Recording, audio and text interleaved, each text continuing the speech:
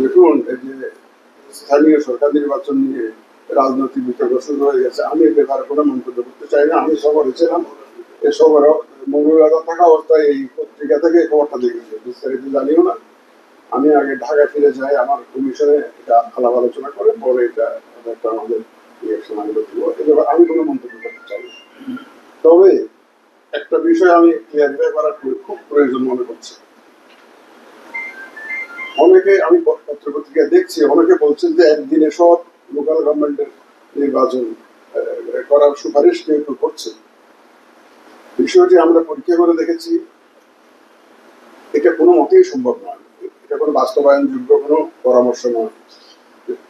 দেখেন, স্থানীয় সরকার নির্বাচন মানে কি?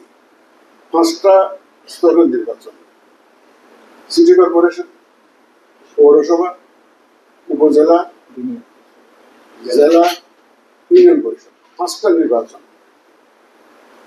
স্থানীয় সরকার নির্বাচন বলতে 5টা নির্বাচন আপনাকে করতে হবে। আমাদের সিটি কর্পোরেশন হলো 12টা, পৌরসভা হলো 330টা, জেলা হলো, জেলায় নির্বাচন হলো 61টা, কারণ 3টা পার্বত্য জেলায় আমরা জেলা নির্বাচন করি না।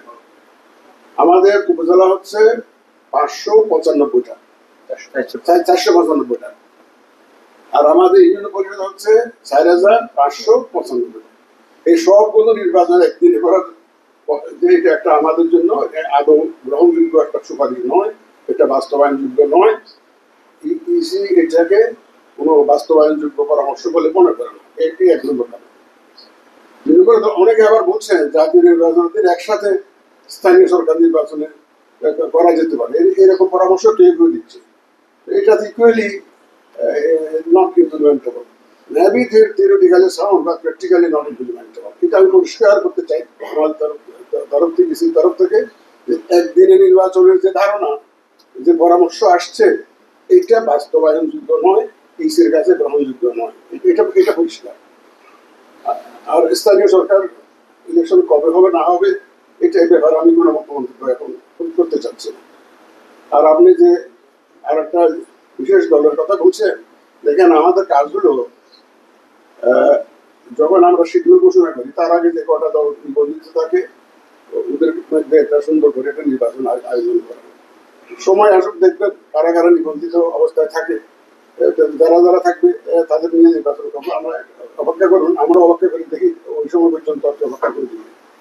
দেখুন, আমি আগে একাধিকবার বলেছি, 16ই ডিসেম্বরের ভাষণে মাননীয় প্রধান উপদেষ্টা যে বক্তব্য দিয়েছেন, জাতীয় নির্বাচনের টাইম ফ্রেম নিয়ে যে বক্তব্য দিয়েছে, সেটা মাথায় রেখে ইসি কাজ করছে।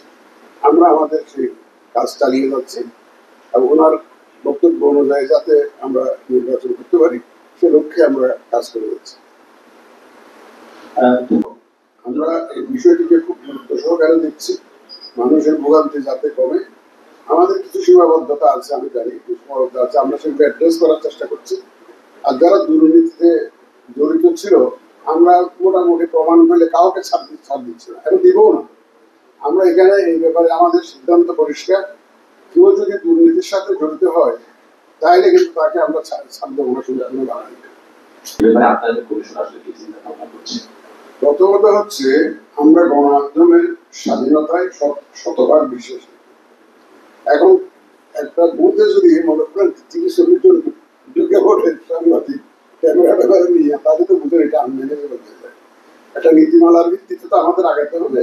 আমরা সবার সাথে সংশ্লিষ্ট সবার সাথে পরামর্শ করে নীতিমালা ঠিক করে আর আমরা সাংবাদিকদেরকে সেভাবে একটা এলাও করবো একটা নীতিমালার ভিত্তিতে। তবে আমরা এটা বলে রাখি যে আমাদের সব কাজকর্ম ট্রান্সপারেন্ট, স্বচ্ছ, এবং এটা স্বচ্ছ রাখতে চাই যাতে মানুষ তাকে দেখতে পায়। এবং আপনারা যে ভয় করছেন, আমরা সেই ধরনের কোনো পরিস্থিতি আমরা সৃষ্টি করবো না সাংবাদিকদের জন্য।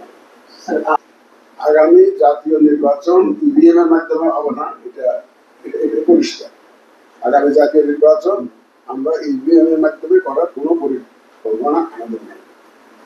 নির্বাচন প্রতি খণ্ডকে বরাদ্দ দেওয়া হবে, বিষয়গুলো আমরা পরীক্ষা নিরীক্ষা করছি। আমরা এখনো যে আমাদের বিভিন্ন রিফর্মস কমিশন রয়েছে, তো আমাদের নির্বাচনী ব্যবস্থার যে সংস্কার কমিশনের রিপোর্টটা এখনো আমরা পাইনি।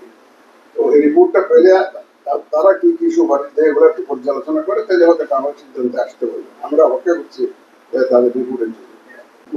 তাদের মুশকিল, তবে তাদেরকে যদি আমাদের ভোটের অধিকার দিতে হয় তাহলে তো তাদেরকে ভোটার হিসেবে তো আমাদের যে শীঘ্র ঘোষণার আগে ভোটার করতে হবে। এখন আমরা তাদেরকে এদের অনেকে অলরেডি ভোটার হয়ে আছে, অলরেডি অনেকে ভোটার হয়ে আছেন, বাকিদেরকেও আমরা ভোটার হিসাবে নিবন্ধিত করার উদ্যোগ নিচ্ছি। এখন দেখেন প্রথম বছরে হয়তো 100% প্রবাসীদেরকে আমরা আনতে পারবো না, বাট আমরা যাত্রা শুরু করতে চাই, এই কাজটা শুরু করতে চাই, আমাদের এই কমিশনের হাত দিয়ে শুরু করতে চাই।